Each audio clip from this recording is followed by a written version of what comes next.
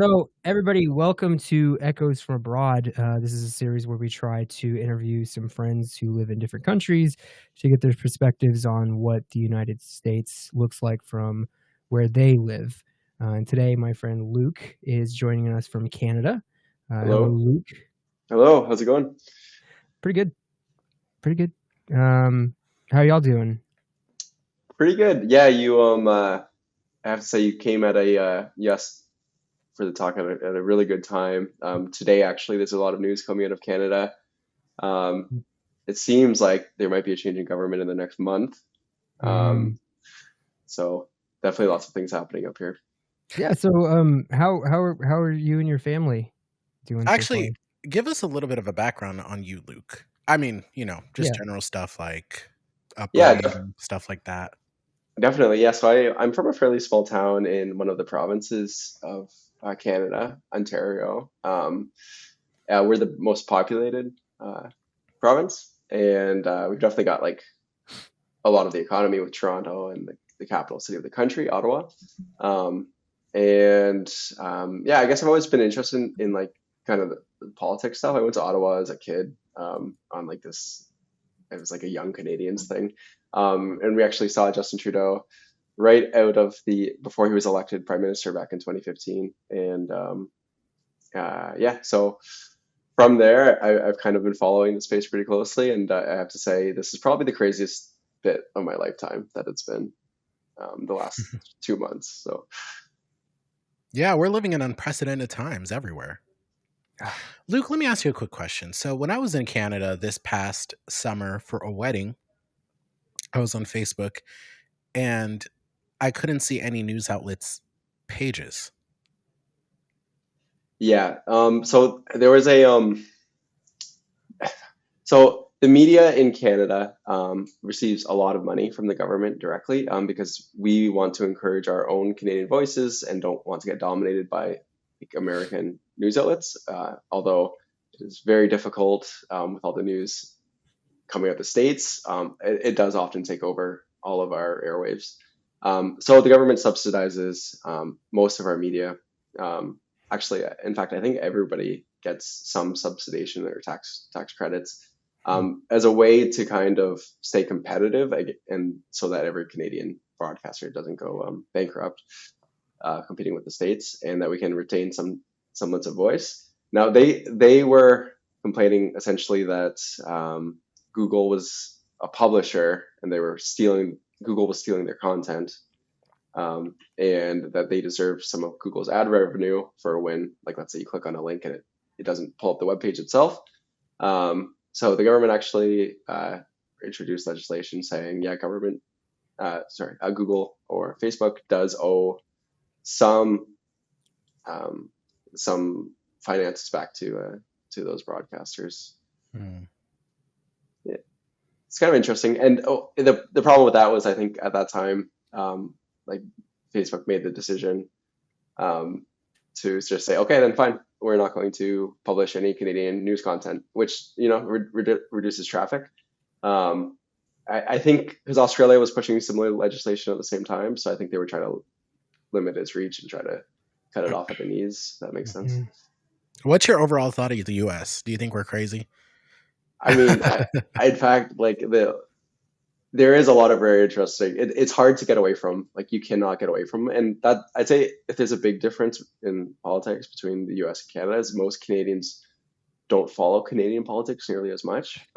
They actually are probably more well informed about United States politics, up into the point where something kind of interesting happened. So it's kind of, at least from what I've seen, because I've had two prime ministers in my life that I've really seen, which is kind of like our president. And it seems like they can retain popular support for some time, and then all of a sudden, when public opinion shifts, it shifts very quickly, and they're pretty much Canadians are done with the person, and they don't want to see them ever again.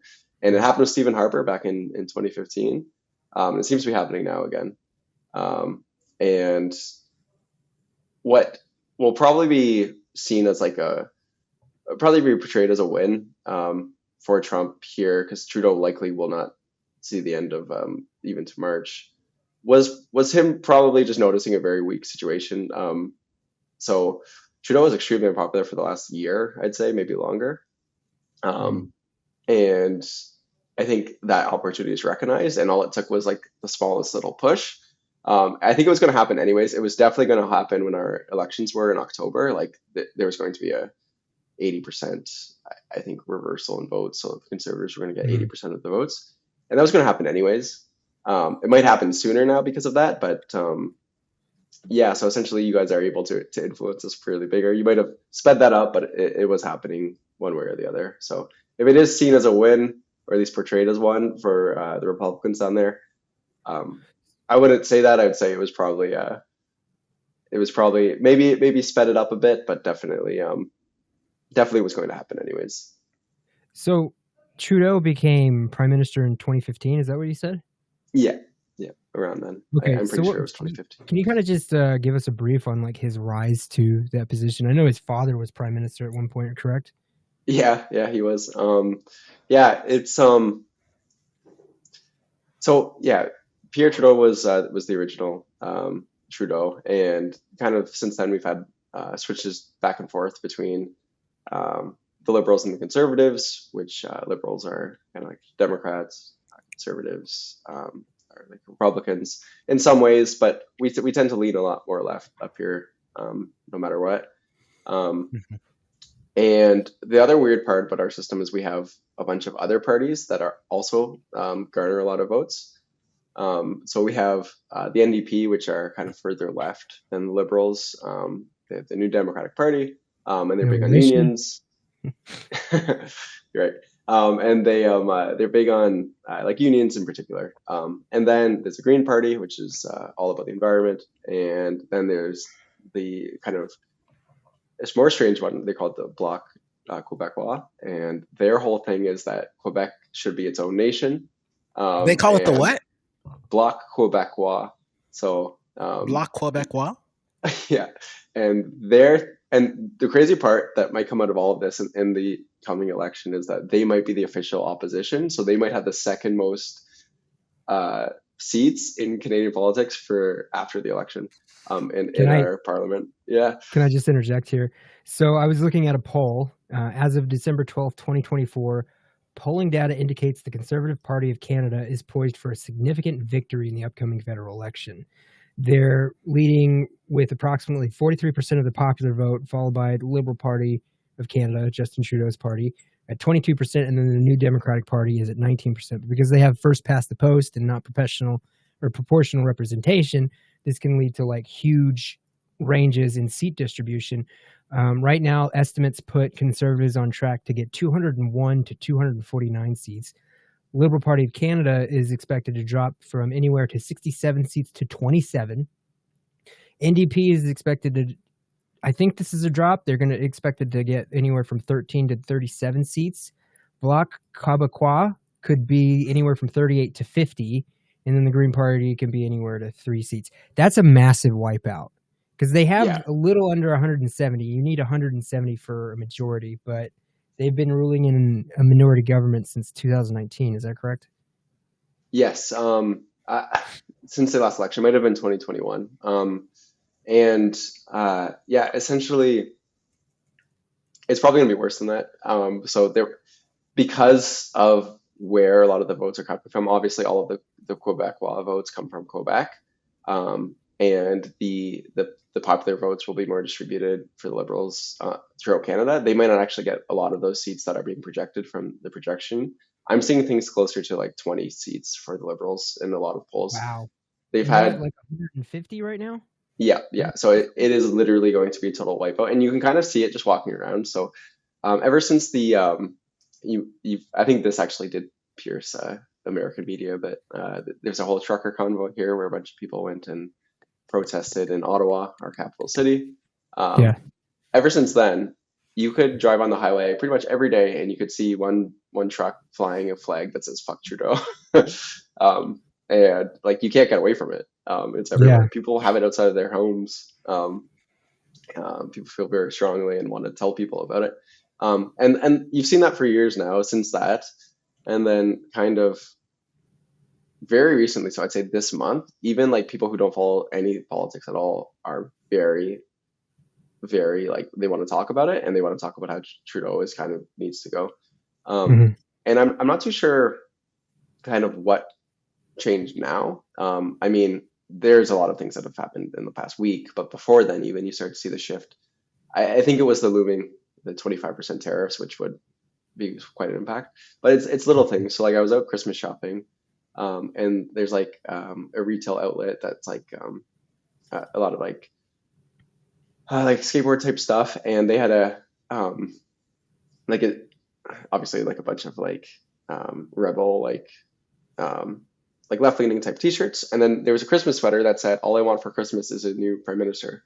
And like for me, yeah, for me that was like the most, because like I do kind of listen to this stuff. I do kind of like seek it out sometimes, and to see it just in the mall as a sweater for just people to walk by, it kind of I think shows the level of shift that's happened up here in thinking towards him. And yeah, I think and I'll just say this too quickly. So today, the NDP leader, so the party that's further to the left of the Liberals, came out and said finally, like, because they have a minority government, they can't be toppled. Interesting thing about Canadian government is if there's a no confidence vote, it triggers a new election, and you just need enough seats in our parliament, which is our house. I'll just say that from now on, in our house to trigger an election for a new leader. And because the Liberals have a minority, they've been relying on this deal with the NDP, and the NDP has required things like free dental care for children and elderly people, which the Liberals did pass, but they said, like, we'll keep you in power if you do that. But now the NDP leaders finally came out and said, no, we're going to do a no confidence vote in January, which would mean that we have our election as early as January now. Yeah. How is that structured really quick? So like you guys have like your parliament, which is like the House. Is there like an upper chamber then? Yep. So we have a Senate, but it's a lot more ceremonial. So they're not elected, they're appointed. And they're appointed, I believe, by the Prime Minister for life. So in some ways, if they do end up like sending back legislation or denying it, it's a lot bigger deal. Usually it is more of a stamp because it is more of an appointment, and it is seen very culturally not good for the Senate to take significant political action. So it is kind of how many members are in the Senate? I'd have to look it up. It probably it's my guess would be 300, but it might be a lot more than that. But again, they're not super relevant in terms of like they don't tend to come up with a lot of legislation. They're appointed. 105. Okay, so it's less. Yeah, not even close, Luke. Yeah, not even close. There you go. And another thing too is like our prime minister has a lot more power here. So basically, if the prime minister has a majority, which they currently don't, but they could just stay as long as they'd like, and we have elections every 5 years at the maximum. So our only real way to get somebody out of the prime minister position is there enough votes in our house to say we no longer have confidence. Either that or snap elections, correct? Well, that would have to be decided on, I think, by the actual legislation. So that would be like them saying, and that's what happened in 2021. They're like, we're positioned good politically now. We don't know what the future is going to look like, so let's hold an election now. And they did that in 2020. Which was wrong, right? He lost seats, did he? Yeah, so it must have been 2019. It must have been 2019. Yeah, no, I think what happened was he might have lost a couple seats or maybe even some more, but it was kind of a wash, yeah, it was kind of a wash, and people were kind of like, oh, you spent a lot of money to do this, and it was in the middle of the pandemic too. Yeah. Yeah. So you had one in 2019, and then he did a snapped election in 2021. And he went from 160 seats. No, he went from 155 seats to 160. Okay. So they did gain. It was basically a wash. Conservatives didn't lose any seat. Quabequois didn't lose any seats. It was the New Democrats, I think, who lost some seats. Yeah. Well, no, they gained a seat. Huh. I don't know. But something is really wrong with your mic. Okay. Do you hear that, Luke? It's a bit quieter, yeah. Is it sounding good right now? Is it super close to your mouth? Yeah. Move it back. Further away. Is this sounding better? Better, worse, better. That sounds much better. Okay. Because it was so close that it was like sounding like this. Oh, I see. All right. Okay, so you guys have been experiencing like high prices, low housing volume, correct? Yeah, definitely. Pretty much your whole For, life. Like, isn't it for like years. okay? So that bottom southeast part of Ontario is basically where most of the Canadian population lives, right? Yeah, and Yeah. Like, significantly like I think it's something like 90% live within 100 kilometers of the American border. yeah, yeah. It's a very empty country away from the border. It's really Um, cold up there. There's not a lot of development, and it is literally like kind of like a yeah, cold I mean, you wasteland. guys even if like climate change took off and like it became more of an agricultural area, like you guys have the Canadian Shield or something like that, that it's like a bunch of iron that makes it unsuitable for agriculture. Do you know what I'm talking Yeah, about? so yeah, a lot of Ontario, but kind of by the Great Lakes and up significant portions of Ontario and Quebec. It's not great for agriculture. Yeah. But kind of that region you were just talking about is actually really, really good farmland. And then the prairies Mhm. obviously are really good as well. Yeah. So I mean, it's high cost of living, low number of housing crisis sort of thing that's been going on for y'all for a long time. Yeah, yeah, Okay. significant. So and like probably since like for my whole life, and because we're so concentrated, places like Toronto and Vancouver, have just gone. I think they're more expensive than most, if not like they're in the top five for North America in terms of cost. Um, Mhm. yeah. What's your take? I mean, it kind of felt like it was out of nowhere for me, but what's your take on Trump like suddenly singling out Canada as a target? Like that just Yeah. didn't make any sense to me. What's your I take? mean, totally did not see that coming. Yeah, that was it was funny. Even like the premier of Ontario, who's conservative, so kind of like a state governor. Um, if you ever go and watch his first news conference, he literally said, "I feel stabbed in the back," and he looked like he was about to cry. Like nobody, Justin Trudeau said nobody's. that? No, it was a guy named Doug Ford. He's a conservative, and Oh. he's Okay. the I'd say like governor of our province, if that makes sense. They're called premiers, but it's like a state governor. Um, and yeah, totally unexpected. And I think what it was he saw that Trudeau was already weak. It was already going to happen in October 2025, and Trudeau has gone on the record many times talking negatively about Trump, and Mhm. I've always got the sense that Trump might be a little bit vindictive. I don't know if you guys You've have gotten the ever felt. sense of that, or is Yeah, that something Canadian tells me it's sarcasm?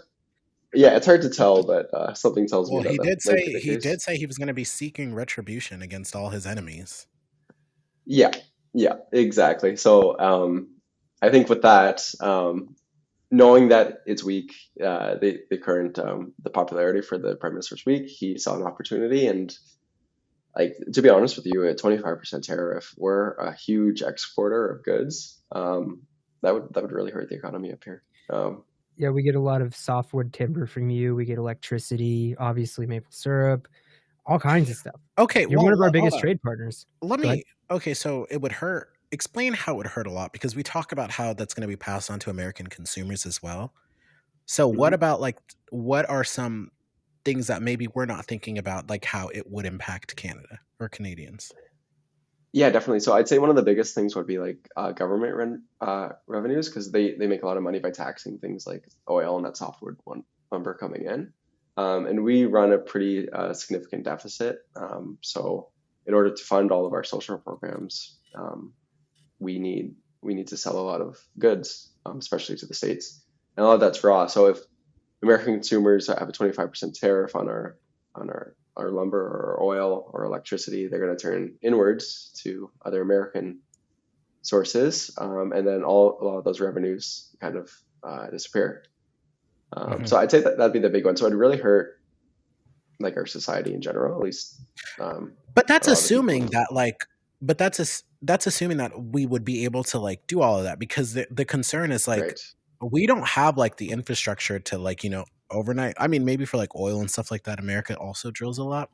But there is some like manufacturing that takes place in Canada that gets imported here to the States that we just don't have not the facilities or the capacities, but two, just like the manpower to do those things. Yeah, definitely. And I think you would see that kind of take place over the years. So a lot of those costs would get directly passed to your like American consumers, especially for the ones that can't be. I think Tom, you mentioned lumber. I'm not sure if you have the same, like Canada's full of lumber. Like we have lots of forests. Yeah, you're a major exporter of softwood timber, which is very important for housing construction. And like we have I mean, I don't think it's as bad as y'all, but we also have like a lack of housing issue here. More complicated than that, but yeah, I mean, we would probably see significant cutbacks in housing building, especially here in Lincoln. We're growing pretty quickly, and that would shut off probably. Yeah, especially depending what the bottlenecks are. Like in Canada, the housing bottleneck isn't timber. It's space, like land that people want to live in, like where it's warm and where there is a lot You of can come to agriculture. Nebraska, man. We got plenty of land. Not much else. No, we're good. We're awesome. No, okay. So, so Trump is like sensing vulnerability, and I think a part of him is thinking that he can get some kind of economic win over Canada, like some major concession. He just like really ham-fisted him in by saying like, oh, they got to figure out the crisis at the Canadian border and drugs and illegal immigration. And I was just like, what is he talking about? What's your take on that? Yeah, that was extremely weird to me as well. It's the first I had heard of that problem in particular. I've heard of there being like traffic going to America or coming from America at our borders, because I think it's like famously one of the least defended borders other than some EU countries. But but I always thought it was like both ways. We get a lot of like guns coming from the States, like tons. You're welcome. We have stricter gun control up here, and that's where they'll come from. So it was kind of illegal confusing, guns, especially right? Used in crime, right? Yeah. And so that one was definitely very confusing. I didn't really understand the rationale behind that one. As I've tried to look into it more, there seems to be like some drugs like coming in through Vancouver and going down, but in terms of that being a significant issue for the United States, that was strange. Yeah, I don't fully understand that one. Absolutely. Yeah, I don't really know what his real ask is. Maybe like better prices on some things. I just don't know what he wants there. It just was completely inexplicable. But I think a tariff would take an economic situation that isn't that great in Canada and just make it worse, right? Oh, for sure. And I do have an idea about that. I do question, like, is he like starting to like start off with Canada as a tariff threat, so then he can use tariffs more credibly later on and try to force something that our government could concede on? Because we can enforce our border more intensely, probably without a huge amount of pain.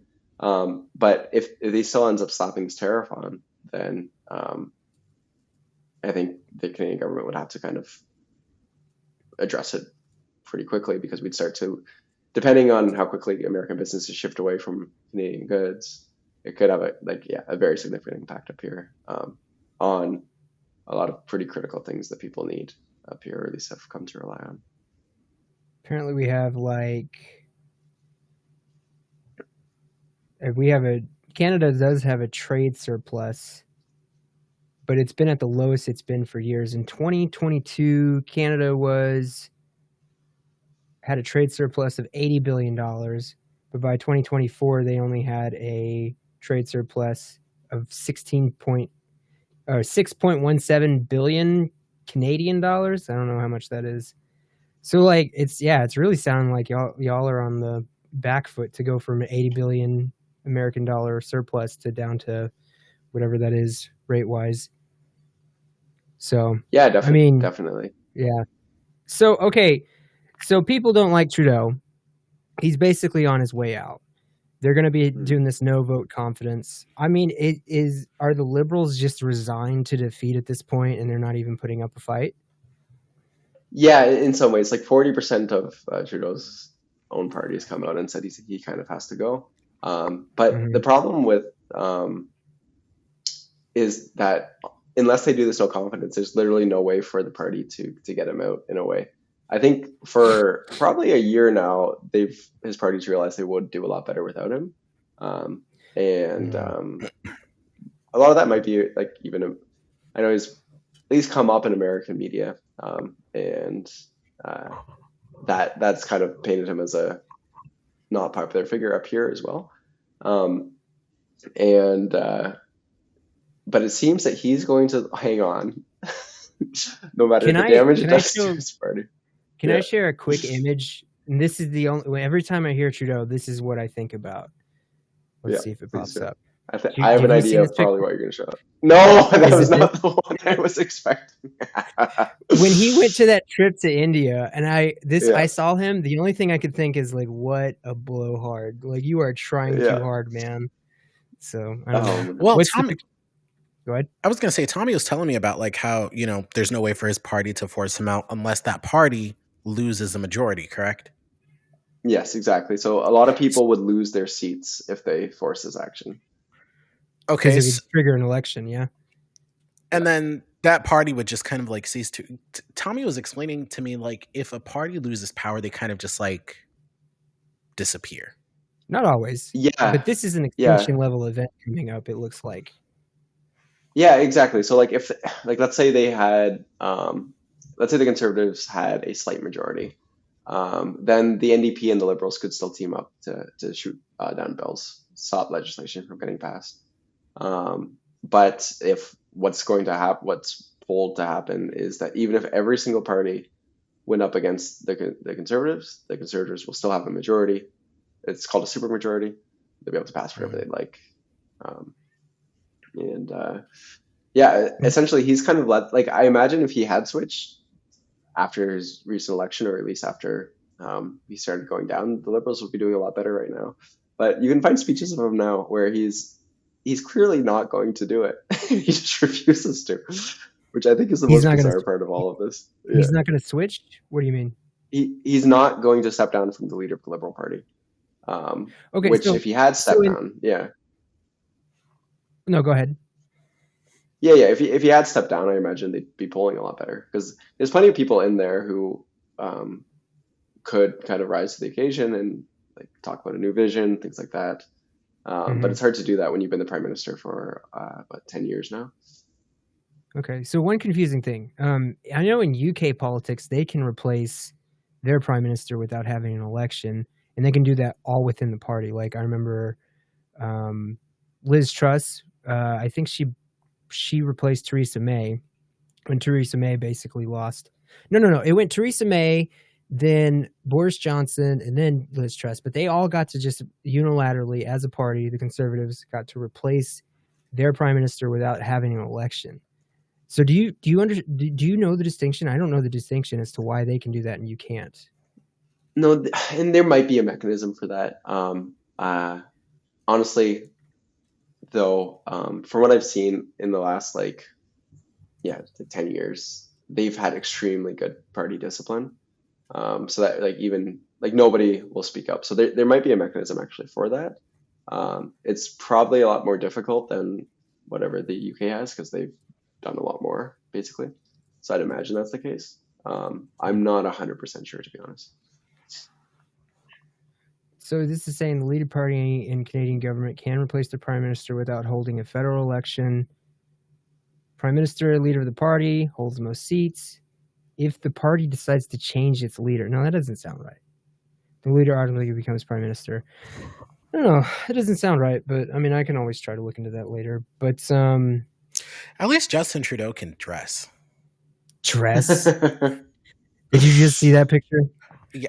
Well, he was in another country. But But he was laying it on a little too much. Yeah, so I'm doing this kind of deep dive on power of dressing in politics, and how dressing exudes power, and how it's used for different messaging and stuff. And Justin Trudeau, like, what was it at was it the G7 summit? He wore some white sneakers, was it? Or he had some like cool blue socks on? I don't know. But Luke, what is your take on just like American politics too? I mean, like when Trump got reelected, was that like something that you were into? Well, I guess all around the world, we've seen a lot of like, right wing governments come into power or back into power. But after like January 6th and all the stuff that Trump did, like what was that like seeing Trump return to Yeah, the White House? yeah, definitely. You You thought started to think Americans were like crazy, huh? the world. I thought the world will probably become a lot more stranger and more like difficult. But seeing the immediate start of 25% tariffs made that a lot more real in a lot faster way. Um, yeah, it definitely like, and the news cycle, I have to say, even up here, was just so dominated. Like you couldn't go anywhere without hearing about it for like a year. Um, so yeah, like I'd say like we were in some sense ready, or at least saw that in the possible things that might occur. But then immediately after happening, before even the new year, um, being being threatened with these tariffs makes the reality of it smack you in the face a bit more quicker than I was anticipating or definitely hoping. Um, yeah, and just go back to the like you were talking about how he dresses. Yeah, especially at the beginning of when he came on, I remember I was pretty young and it felt like a completely new wave of politics, and that like everything was going to change, and that we were going to see a lot of new ideas enter. And like there was a few things like legalization of weed, where that did happen. But I remember even back then, one of the big things he had promised in his original campaign was switching to a ranked ballot system. And I'm not sure if you guys are familiar with that. Ranked choice voting is Um, what we call it here. yeah, definitely. And that was one of his original campaign promises. And I was fairly young, and I was really into that idea. So like that was something I really bit into, and I was like, oh, like we're finally going to see this new idea. After taking power, they didn't do it for about like 8 or 10 years. So that was pretty disappointing to see. I wonder if they're trying to ram something through as they're going out, because that would then It would give kind of them save more them a power. little bit. It would Yeah. save them because Yeah, so we've been trying to pass ranked choice voting piecemeal, like in municipalities and states. In this last election cycle, I was pretty excited because 4 different states were gonna vote to have ranked choice voting in their states, and they all lost.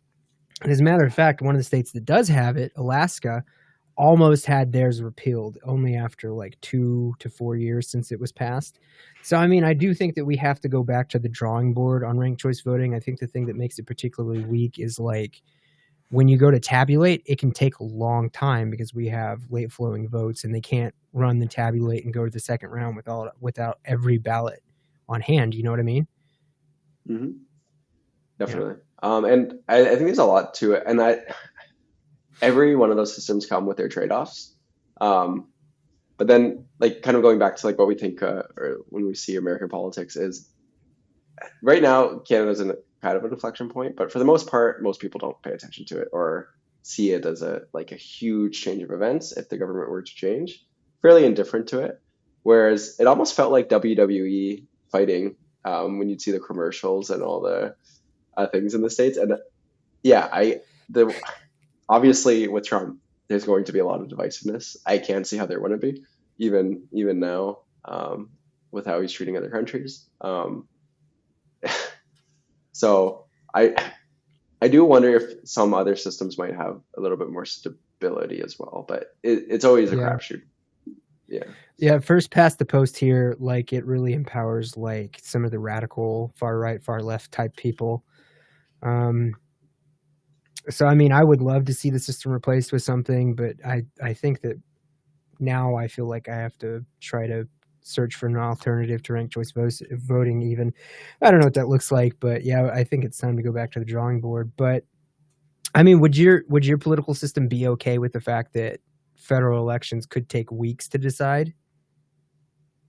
Well, I do question too, like if there would be a way to tabulate a lot quicker. with everything we have.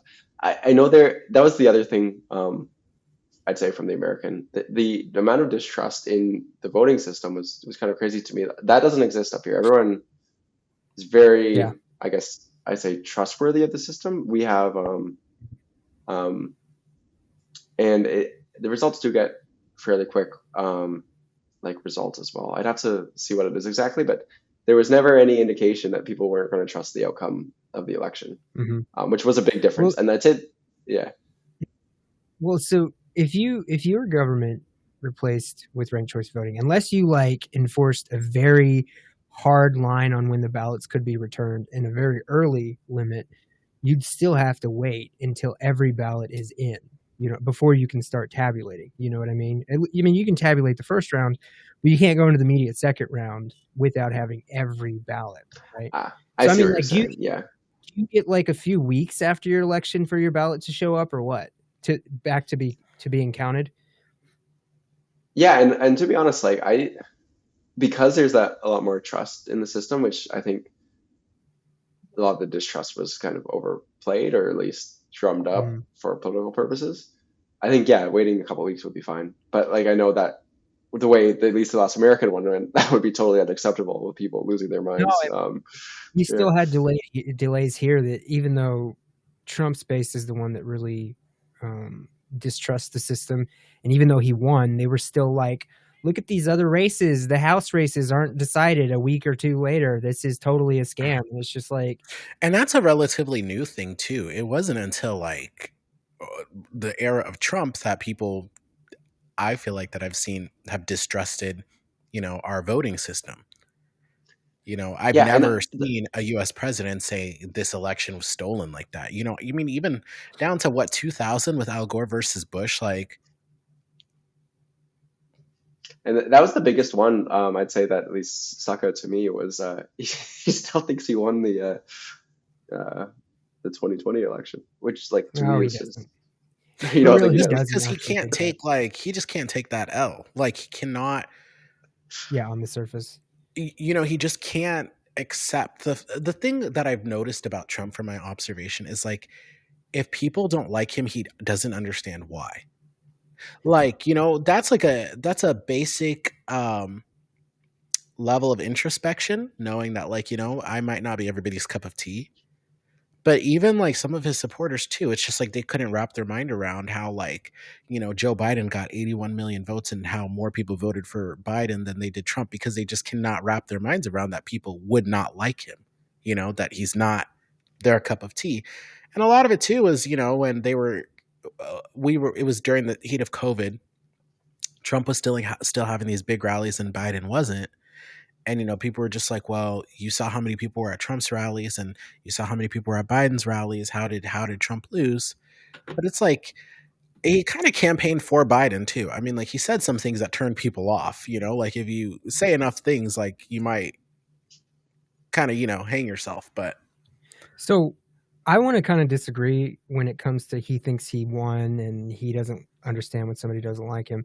Trump's a showman. Liberals can't see it, but he's quite the media genius. Like, one of the things we used to make fun of him for a lot, and I still think we make fun of, he talks very simply and he repeats a lot of what he says, right? And you go, why does he keep on saying like this long-winded, very simple stuff, and he keeps saying the same thing over and over again? He's like using many words to say the same thing. But the thing is you got to keep in mind that over half of America reads at below a 6th grade level.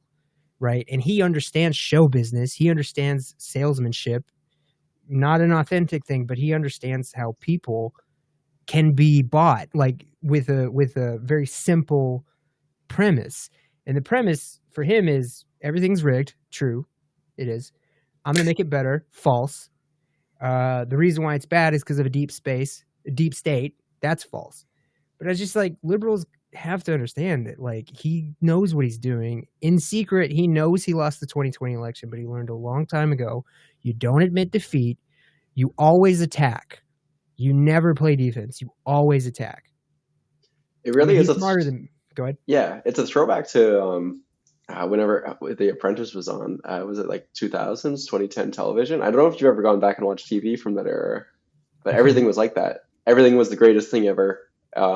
Really simple, like we were watching an old cooking shows, like old cooking competitions, and just brutal attacks on each other, like bizarre for the television you're watching now. And you go back and you watch that, and I think he never really left that Apprentice era. Yeah, Um, totally worked. Yeah, I remember. Okay, so I was in DC in 2022 for the first time. And we went to the White House and we talked to some Secret Service agents that were outside for like an hour, and they spilled the tea. They told us everything. They told us everything. They would only tell us their first names, and they were like the same age as me. They were like, "Yeah, dude, like when Trump would be here, and like when Trump was here, and this when Trump was in the White House, uh, he's like they were a normal family. They were cool." Apparently, Don Jr. likes to go skydiving, and the Secret Service agents were just like, we're not doing that too." But they were like, yeah, they were really cool. They were like real chill and everything. But like, you got to understand that everything is a show. Like, so once the cameras start rolling, you see a different Trump than what we see. When nobody's here and we're just like, making sure everything's cool. Yeah, I wonder how much too, like because he had done all those TV things, like The Apprentice and a bunch of other shows, how much he was ready to use that in politics beyond what people were kind of ready for. I think that's just his life now. I think he's just so wrapped into that. Like he just cannot break out of that like caricature. And so there's a thing to where like Trump loves watching TV. He loves talking to the press. Like on Air Force One, they do this thing called like a gaggle, I think is what it is, like where, he goes up and talks to reporters, and apparently he would go and talk to the journalists and stuff like a lot, and like to, get to know them and like have conversations with them. And then like, oh, you're fake media, like as soon as the cameras are rolling. But, he even said it during a town hall with Caitlin Collins, who's a CNN anchor, when she was auditioning to get her own show, and her audition was, doing a Trump town hall, which was an absolute crazy disaster. And he was like, why are you so stupid? You're not. I know you. You're a very, very smart young woman. Like, don't be dumb. Like, that's what he said. So, like, he knows these reporters very well. And I just don't think he can break out of that. Like, I think he never left The Apprentice. Yeah, exactly. I mean, have you ever heard the theory that the reason why he ran for president was because Gwen Stefani? Have you ever gone into that rabbit hole? Okay, so he's on NBC. He's on NBC. Gwen Stefani's on The Voice. And it was reported that Gwen Stefani started getting paid more than Trump did for The Apprentice, right? And so apparently, and I can't prove it, apparently Trump decided to run for president as a complete show. Like never intended to. Okay, I heard about that. I didn't hear about the Gwen Stefani part, but go ahead. So he thought when, coming down the escalator, talking about Mexicans and Muslims and stuff like that, he thought that was going to be putting on a good show for NBC, and they're going to go, wow, look at his showmanship. I forgot how much of a master he was at this, and that he would get a better contract. That's what people believe. And there's some clues to that kind of support that theory, but then he gets fired from NBC, and then apparently his sons are like, let's just do this, right? And he just kept going and going and going and stuff. And then when he thought he would lose to Clinton, and this is actually you got a lot more evidence for this part. He always intended to lose. He thought he was going to lose. And then he was going to say it was rigged, it was stolen. And then from there, he planned to move with Roger Ailes and start a Trump political conservative network that rivaled Fox News to try to take away from them. And like the first picture you see of when the 2016 election is called for him, he's just like shocked. Yeah. Yeah. So, I mean, he was in communication with Roger Ailes and Hannity, and he was talking to a bunch of news reporters on Fox News and trying to poach them to create his own. And the thing too is that like when you're running for an office, like any office, like you are running believing you're going to win, right? So like obviously we have polling and things like that, but like you get like your team ready. People know who's going to DC, who's staying where, like you have like a plan in place just built into your campaign. And so I heard that it was reported that when Trump like got into the White House, it was a complete disaster. People, because they didn't, allegedly they didn't expect to win, so everybody was running around trying to figure things out and all of these things, and like they did not come in ready. The guy Yeah, they never didn't had a do. full cabinet. It was They a never. shock. Yeah, I remember in They 26. never. Yeah, go ahead, sir. Go They ahead, Luke. never. Oh, sorry. I'm. No, I was just gonna say I remember vividly like that night just being like, okay, well, like, I'll check it at like 10 p.m. and Hillary will have won, and then we'll go to bed. And then just like refreshing the page and being like, what, what's going on here? And then it was something like close to midnight when I went downstairs and he'd won, and my buddy was sitting down there, and we just looked at each other like, what just happened? Like it was, I couldn't believe Do it. you know how I found out he won? So I always like getting drunk for elections. It's just a thing. And this one wasn't a merry time. This was a depression drinking. And so I get blackout. That's not and good. My wife has to take me home. Dude, it was a bad time. My wife has to take me home, and we get to bed. We don't know the results or anything like that. I wake up at like 2 or 3 in the morning to my wife crying. And she doesn't care about politics that much. She doesn't invest that much time into it. And she was crying with her phone out, and I was like, what happened? And she's just like, Trump won. And that's how I found out Trump won. Oh boy. And it's just like, that is a rough way to do it. And I tried immediately trying to cheer her up and stuff. And, oh, we're going to be okay, man. This is America. I actually don't even remember when I found out Trump won. I was just so disconnected. My own life was a mess at that time. Like things were just crazy. Like I wasn't like, you know what I mean? Like I was in like a dark place myself. So I wasn't even like paying attention to the presidential race. Yeah, I don't remember. I don't remember where I was or how I heard it. I remember watching the Trump versus Hillary debate once, but other than that, like it was kind of a blur for me. Oh, I have to say too, your guys' debates, they can't be beat. Canadian debates are never like that. But it's not even to debate policy. It's just like who can get the most viral clips out of it. That's what it is. WWE. It's the WWE. Honestly. Do you remember what his first debate was like? So it starts off, you're like, Trump's there, whatever. And it's these career politicians like Rand Paul and Ted Cruz and all this other stuff. And they come out and they're like, education, economics, policy. And then Trump's like, Rand Paul is ugly. and then they start he just starts ripping them all to shreds. And then Ted Cruz is like, let's calm down. And he's like, Ted Cruz's wife, ugly as a dog. You don't come after my wife. Yeah. You don't come after my wife. And he's like, your wife's ugly as a dog, Ted. You got a dog wife. And then like 2 or 3 weeks later, or a little bit after Ted Cruz drops, there's a picture of him at a call center calling for Trump. And it's like he went from calling your wife a dog face to you campaigning for him. That's crazy. And just the way that Trump would announce things. Remember when they got that tariffs and the way he announced it?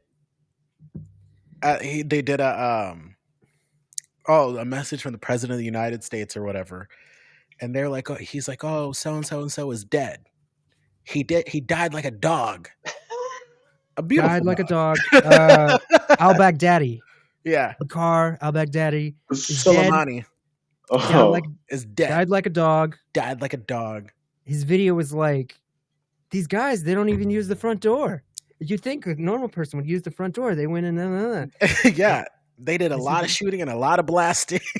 and Bakar, he's like, oh, al-Baghdadi was crying. I said, don't cry.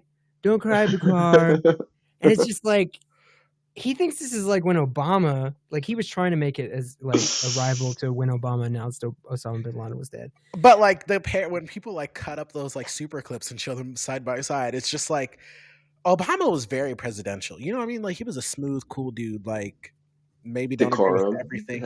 Yeah, it's just like there's a certain like decorum that the president of the United States like has. You know what I'm saying?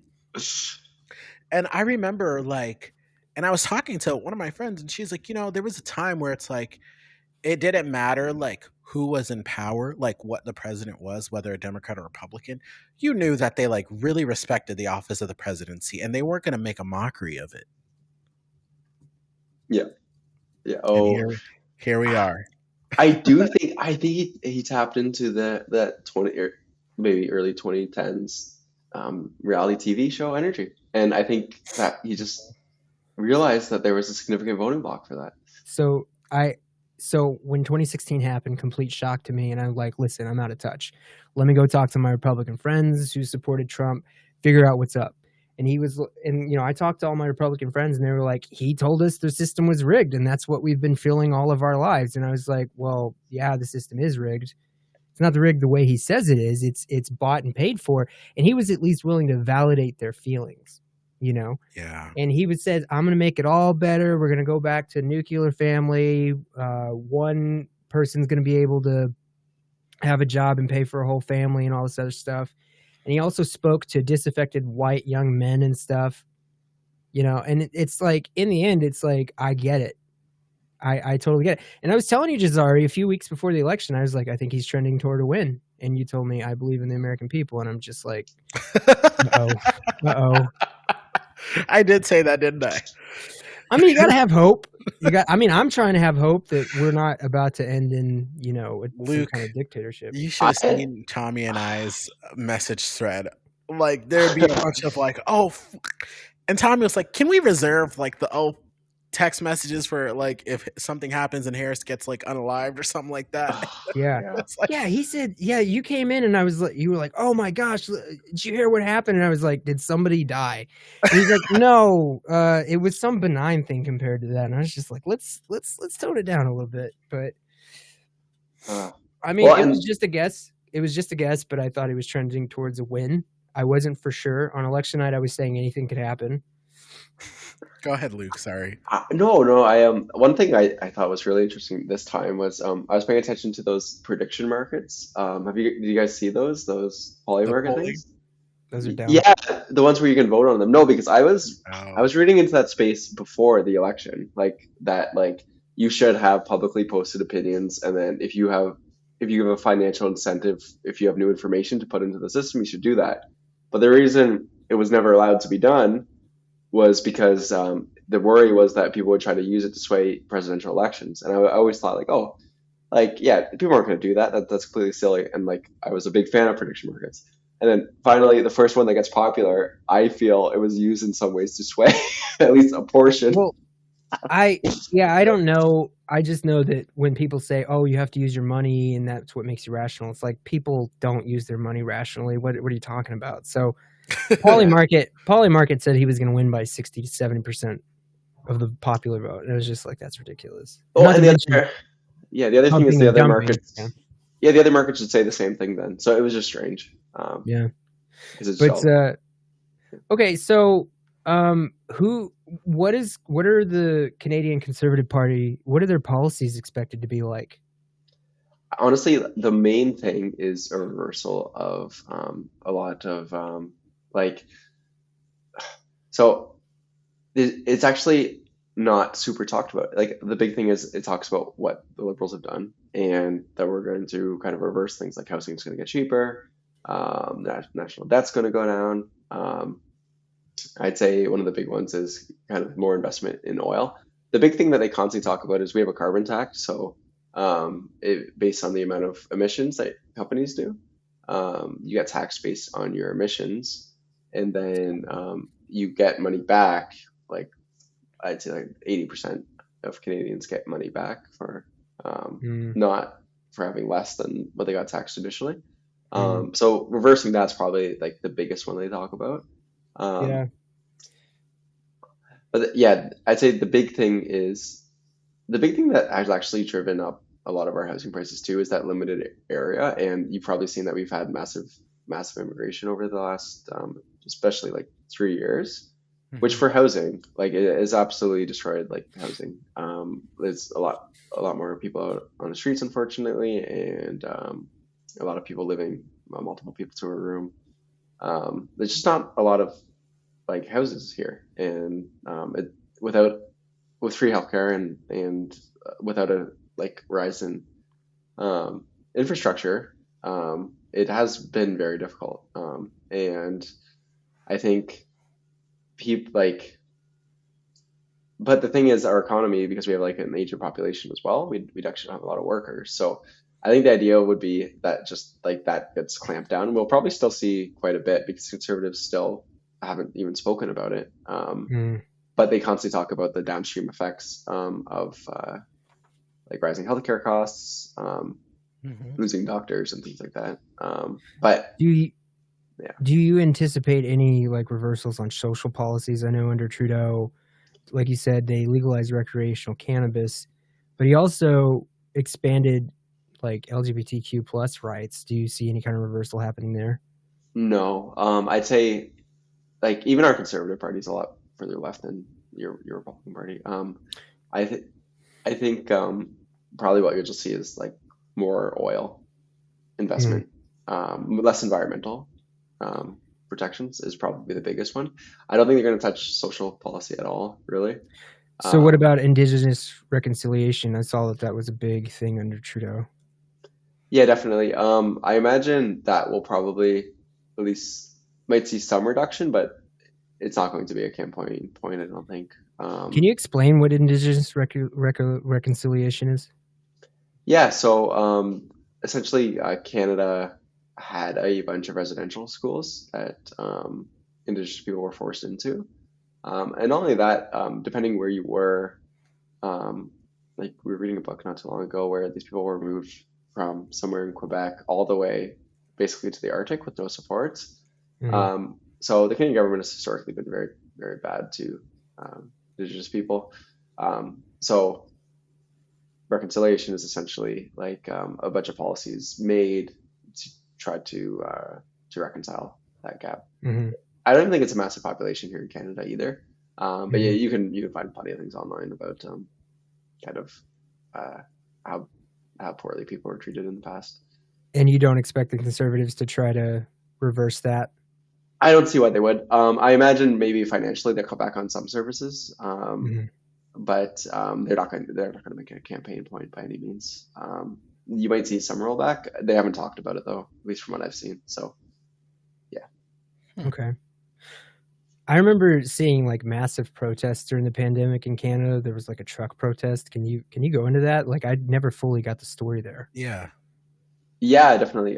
So essentially with that, most can I imagine our vaccination rate, I'd have to check, but I imagine ours was higher up here in Canada. Mhm. And in order to keep going back and forth between the American-Canadian border, one of the requirements was vaccination. A lot of the truckers didn't want to do that for whatever reason, and then because the government said you have to do that travel, basically said you have to get vaccinated. That probably because a bunch of people felt disaffected for a lot of other reasons was like an inflection point where a bunch of people went to Ottawa to protest, and they parked right in front of the Parliament building, just blaring horns and things like that for like 2 or 3 weeks almost. Um, and that's when the American media picked it up, I think, as well.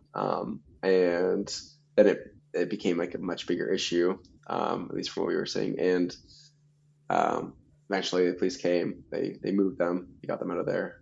They shut down the Mm. protests, and it was this big event. It's probably what since then that was probably I'd like to see the polling chart, but I imagine after that event is when Trudeau's political life was finished, just because I'm not even gonna say they handled it wrong, but just the optics of it was like Mhm. so bad up here that Yeah. ever since then we've just been kind of waiting for the next election. Did he kind of try to do like a iron fist coming down on these people? So I don't know. There's so much media around it at the time that it didn't. I remember vaguely thinking like, oh, he's not handling this well at all, Mm. because like where some politicians, like the people weren't dangerous, but some politicians were going on, and actually the upcoming likely well, probably who will be our next prime minister most definitely went out and Mhm. actually just talked to them. I think there was a lot of space for that, and I think had he just done that, I think most of the woes that his party's now Yeah. seeing likely wouldn't be occurring right now. Yeah. So yeah, in a lot of ways, I think it could have been handled better. I'm Yeah. not. It's similar here where we have to start talking to the conservative people that we don't understand. And it's like we gotta start having the discussions that might seem ridiculous, like Robert F. Kennedy wants to take like fluoride out of the water here, and that's got a lot of people alarmed, and they just want to be quickly dismissive and say, no, we shouldn't do that. And it's just like, well, okay, well, why shouldn't we?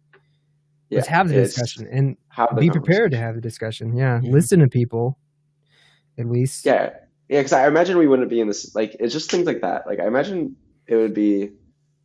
And it's hard to say too, because I remember at the time, like the big argument against it was like it was really affecting Ottawa, like genuine Ottawa small town business. It was making the country look bad, and it was driving investment away from Canada, which are all really very true things. But yeah, I don't know, but your media sphere sure has a way to really spur things up after that. Well, we gotta do yet another show after this. So the last thing I want to ask is how do you imagine the Conservative government of Canada is going to interact with Trump going forward? Oh, that's hard to say. Yeah, so like the option space for us is kind of we can do the things that he says the issues are about, like the border security and the NATO commitment.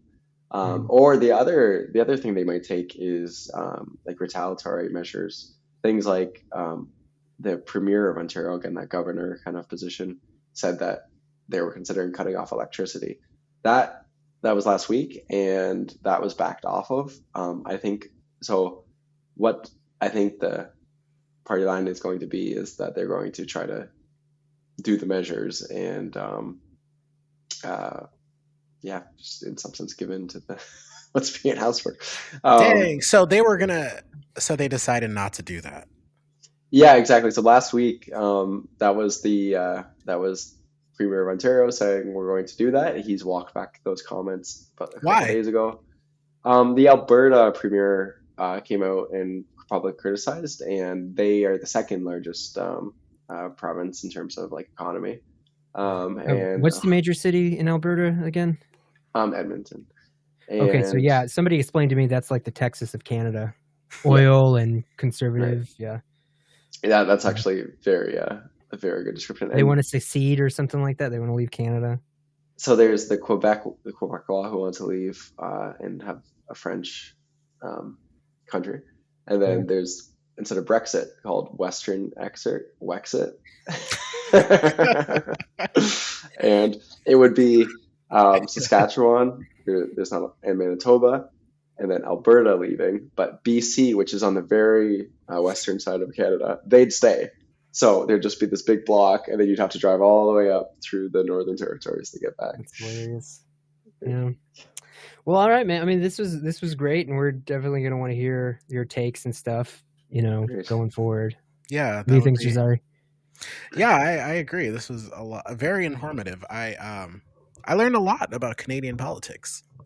Yeah, which, I mean, I don't think is a thing Americans get to say a lot. So, well, the thing too is, like you said, you guys pay attention a lot. You said a lot more Canadians pay attention to American politics, and they don't have a choice. That's wild to think about, because it's just like, so I went to Canada, as I mentioned earlier, for a wedding, and I'm just like, we Americans are too lit. So like, I'm South Sudanese, and a cousin of mine was getting married to a South Sudanese girl up in Canada. And they were looking at us like, these people are wild. Like, we came from America. Like, well, it's a lot less entertaining. That's the thing. It's so WWE. Like, I'm very serious about that thing where it's like wrestlers. It's a spectacle. Yeah, it's ridiculous. A spectacle. It's like a Super Bowl, like for like a year and a half. How long do your guys' campaign seasons last, though? I remember the last one was probably 2 months. Not that long, because it was a snap, right? So it was quick. Yeah. They were like, "Oh, surprise election! We're in a good position. We're in an election now." Like, if they did no confidence, I imagine it would only be maybe 2 or 3 months. It's hard to say. I don't know how that's determined. Dude, people campaign for a year and a half at minimum sometimes. I mean, yeah, midterm election season's coming up in 6 months. Start. Yeah. 2026. People start a year and a half out, man. Let me take that back. I would say like municipal elections, like for our cities, like city council, mayor, things like that. Those are probably like, 6 months, but even that's still longer than what you guys do for your big ones. For the big ones, like congressional races and things like that, especially if you're in a more like, if you're kind of like an underdog in a race and trying to like flip a district, you want to start as early as possible. So, I mean, like, I feel like this summer, Tommy, if I'm not mistaken, we might start seeing people announcing runs for the midterm, like congressional seats. Yep. Yay. And we got to be on here and talk about it all over again. Yeah. I'm sure we'll hear about it up here. So sorry. all good. All right. Got anything else, Jazari? I'm just, sorry for our spectacle. Hey, Canadians are supposed to say sorry, so I guess I'll leave you with that. We're sorry. We'll get through this together over these next 4 years or whatever.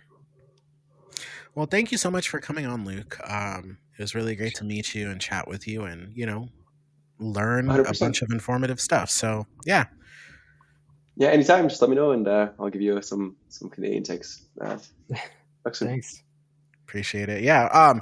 Actually, what might be good is after the inauguration and things like that, the first 100 days.